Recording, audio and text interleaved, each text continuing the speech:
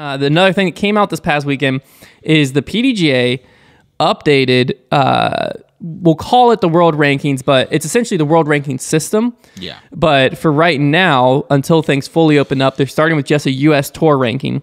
Then as the European tour starts, they'll have a European ranking until travel fully opens up, and then they can use these same metrics for a world ranking. So basically, they didn't want to do like a world ranking without the Europeans being able to be over here or the Americans being able to go over there. Makes sense. Well, right now they can. It's just there's more hoops to jump through. Right. Once it becomes a more common thing that people are going both ways, then they'll have a world ranking. And it's a good start. It missed a little bit. But the main thing before we talk about too much with it, because I think we'll compare it to UDisc, what we currently have in the PDGA. We'll compare the pros and cons of those, and we'll also look at kind of what one pretty obvious change I think they could have made is, but we might disagree on it. But the main thing to start with that I really like with this over the UDisc world rankings is just the ease of understanding how a player gets to where they're at. Right. Because the UDisc ranking, it seems legit. Right. It seems to be pretty accurate. Yeah. Too. It's just that it's hard to understand. They just have the whatever they call it, the ELO rating, but I forget they call it something. Doesn't matter. But they have like arbitrary number assigned to the player, dominance factor or something. That's right. And it's, as just a fan watching, it's hard to understand that number. Whereas for the PDGA, it's just they rank them based on. They have last year's ranking includes your finish at Worlds, your finish at USDGC, your average Elite Series finish, your amount of wins, your amount of podiums, and your amount of top 10s. And it ranks you from first to whatever in those categories. So essentially, if someone got, let's just say, I think first place was Ricky for the wins category with 4. So Ricky and Eagle are both tied at first. So in the column, it puts first. So it doesn't mean they got one win. It means that they're the first ranked for that. And then it just averages across to say what that is. And then boom, you got your ranking. We got one number to look at, and that makes it nice. Yeah, so you can see easily how you get to that number, and you have one number to look at. And another thing, too, that in this announcement is they outlined that they've given the information to the Pro Tour. The quote is, to ensure the new rankings would be easy to communicate and exciting race to follow via channels like the Disc Golf Network through the Disc Golf Pro Tour season. They basically said they gave it to them to ensure that. So it sounds like the PDGA ranking is going to be the standard instead of UDisc this year.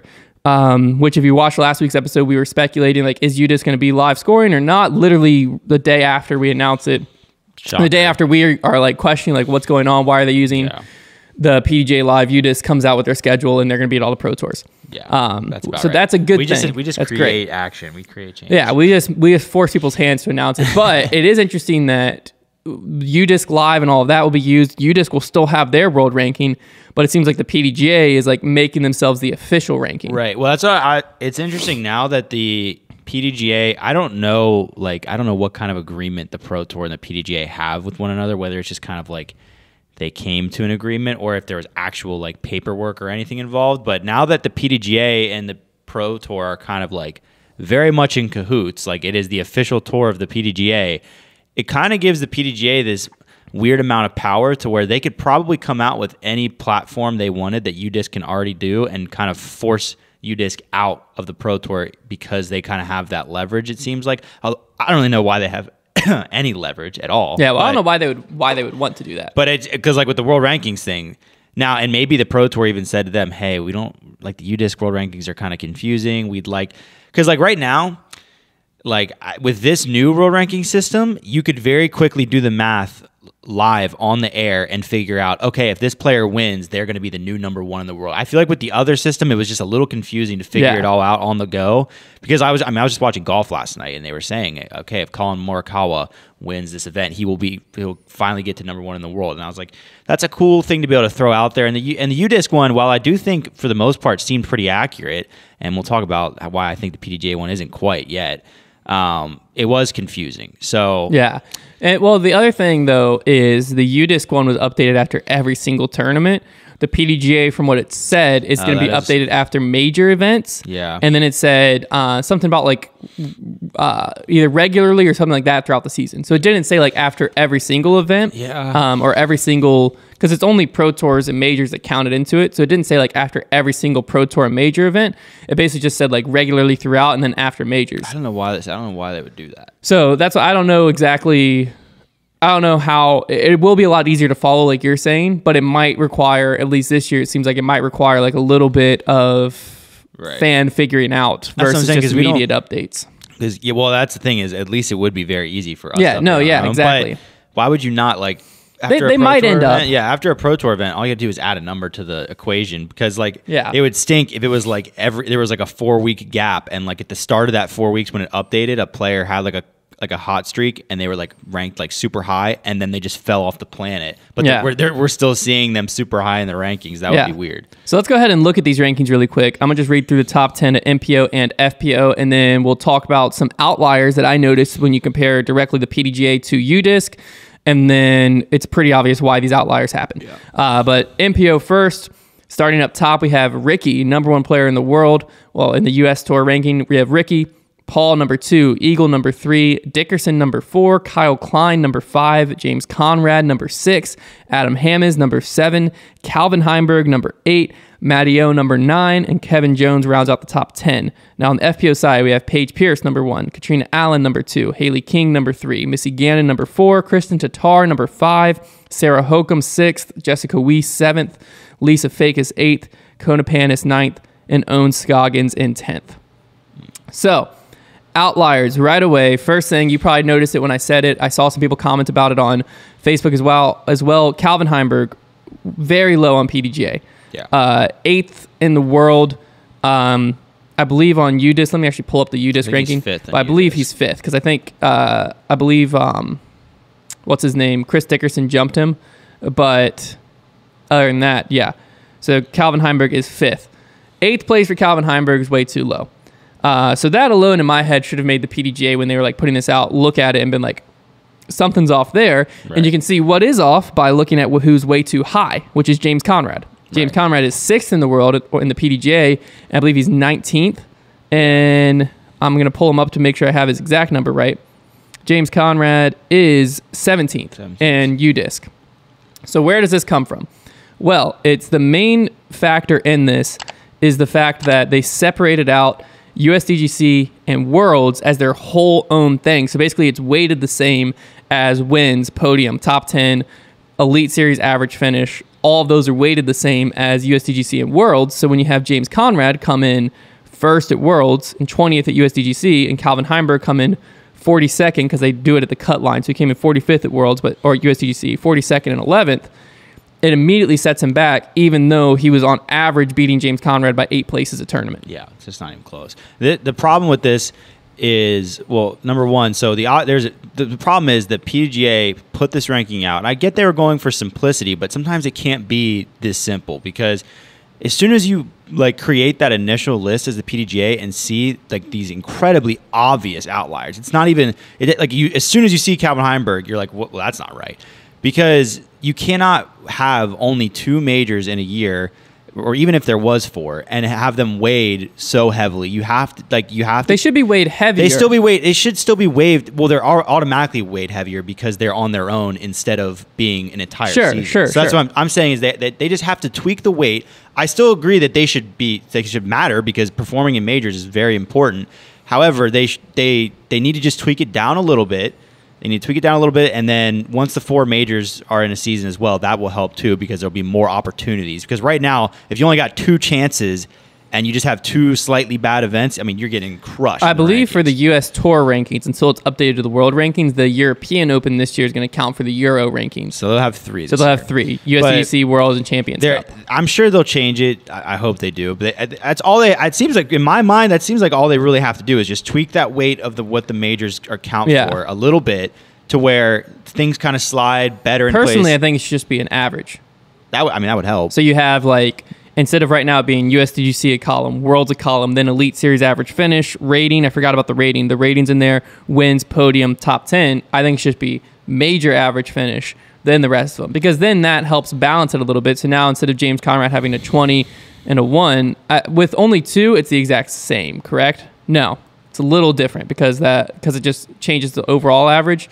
With 3 is where it gets even more because line after line. Once there's 4 majors, you might be able to do that and it worked perfectly. I think it reduces their weight a little bit. So it's still weighted heavier than Elite Series or anything like that because there's only a few majors, but it reduces the weight a little bit. Let's look at some other outliers though. These are mostly due to the same factor. Yeah. Next one I noticed was Andrew Presnell. pretty low on the PDGA. I want to say he's 40th in the PDGA ranking. Let's find him. Yeah, 40th in the PDGA ranking, whereas I think he's a little bit higher than he should be on the UDisc ranking, 18th. Personally, I have him 25th, somewhere like that. So I don't know what I actually have him in my top 25, but I don't think he's as high as 18, but he's definitely not as low as 40. Right. He'd be closer to 18 than he would be to 40. Yeah, the problem is you can look through the list, and every time it's that the outliers are people that, like, there are some people that were literally beating guys way ahead of them by like 15 places on the Elite Series by average, and we're still way behind because of a one bad major finish. And like I said, we agree that the major tournaments should matter, and I also agree that I like the simplistic approach to trying to make a world ranking system that makes sense. And I also know that you're never going to have one that's perfect. No, but I think UDisc was, at least, even though it's confusing, they were at least able to achieve one that doesn't make you scratch your head very often. Whereas this one, immediately, there were some names that just stuck out like sore thumbs. Like, well, that's just not right. Well, because and part of what UDisc or what the PDGA quoted is like why they should have a more frequently updated ranking system over a rating is then you don't have to worry about like one bad outlier round having an effect. Right. But what they didn't notice is by doing it this way, you can have one bad outlier tournament have a whole lot of weight. Because Andrew Presnell, 24th at Worlds, I believe, or USDGC it is, average finish 28th, 1023 rated, no wins, one podium, 2 top 10s it looks like, but he came in 80th at Worlds. Right. So that immediately just drags him way down to where average finish was 28th. If you scroll up a little bit, you'll find AB, average finish 33rd. You'll find Austin Hannum, 30th, average finish 31st. You find James Proctor, 25th, average finish 36th. So like on average, Presnell's beating him by 8 places. But because of Worlds being, Proctor finished 17th at Worlds. Yeah. Andrew Presnell finished 80th. Immediately, he's losing that. It's tough, too, because I think people do get the wrong idea, myself included, about world rankings a lot of times, where, like, what you want so badly is for world rankings to be an accurate reflection of who is the best player and, like, who are the next best player, when really, no matter what you do, it is going to come down to who had the best season and who had the next best season. So, like, there is always going to be stuff like that, but there's just some simple fixes they could do. Like, it would not take much. Yeah. And then we'd get closer to where it should be. What's tough is like I like almost the UDisc list seems a lot closer to accurate than the PDGA list, but it's a lot more confusing how they got there. Yeah. So like if they could like merge somehow to where like there's easily noticeable data on like how you got to where you are. Because I mean, another few people, Marweed, very similar situation to Presnell. He's in because this one's also Marweed's like 10th. Marweed, he's 37th in the PDGA. I mean, that just can't be right. Andrew he's a better player than that. Yeah, I don't think he's as good as they have him. UDisc has him as 11th. Again, similar thing to Presnell. I don't think he's quite that high, but he's not 37th in the world. Yeah. We know that much. And then there's a few other players that are like flipped right next to each other. So Ulibarri, Clemens, and Emerson Keith are both too close to each other on both lists, but in different areas. The whole point is the fact that the PDGA created this initial list and looked at it and didn't see a problem with it. When it seemed, a lot of people looked at it. They got player feedback. They got a whole slew of things. It just seems so obvious. Like, I don't know what they're on FPO. The list isn't that criminal or anything like that. Neither are really criminal, but FPO is a lot more straightforward. FPO is a very more it will get a lot less straightforward when all the European players. Yeah, well, like Kristen Tatar is a little low on the PDGA, but it's because she just wasn't over here much, so it's hard. It's hard to do that when you're not factoring in the tournament she played over there, which UDisc is. Lisa Fakis pretty high on the PDGA, but again, it is what it is. There's not like a drastic like 20-30 spot difference. But the absence of the Europeans is a lot more noticeable in FPO than it is MPO. Because FPO, if you look at the UDisc rankings, you've got 3 Europeans in the top 5. Yeah. And on the PDGA, you only have 1 European on the list, which is Kristen Tatar. I guess the good news is at least that like the top 3, especially like the world number 1 is really the title that matters the most. And like makes sense. They got that one right. So at least they didn't create this formula and all of a sudden like it has like Dickerson is world number 1, and then we'd all really be scratching our heads. But at least because world number 1 at the end of the day is the title that these rankings are like built for. Like you want to be that. So at least they have that right.